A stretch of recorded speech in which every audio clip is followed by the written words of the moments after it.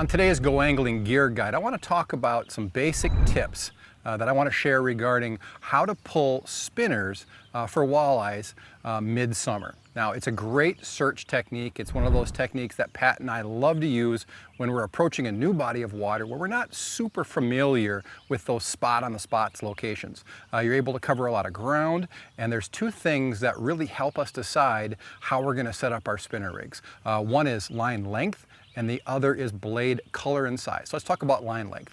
There's lots of companies out there that are making really good spinner rigs that are pre-tied.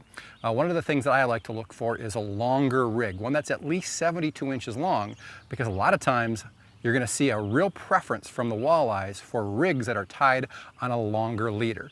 So keep that in mind. Now, how to choose the right leader length based on the water that you're fishing.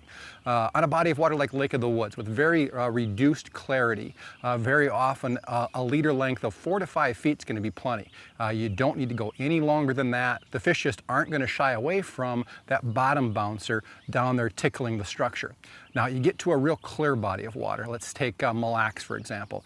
Very good water clarity, and very often on those bodies of water, the fish are going to want those much longer leader lengths. As that bottom bouncer is being pulled along the bottom, particularly in areas like the mud flats, that bottom bouncer will churn up a lot of silt on the bottom, and if you have a very short leader, you literally have your spinner behind the bouncer in the cloud that the bottom bouncer is creating. So get that spinner a long way away from the bouncer in clear water, shorter and dirtier water.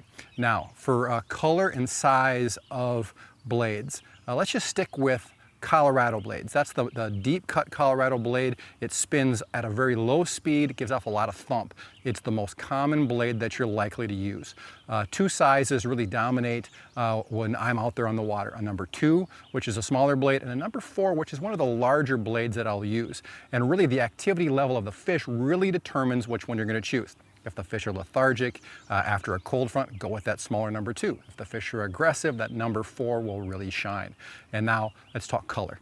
You get to a stained body of water, your bright UV pinks, your bright UV greens, your fire tiger type colors are going to be standout patterns for you.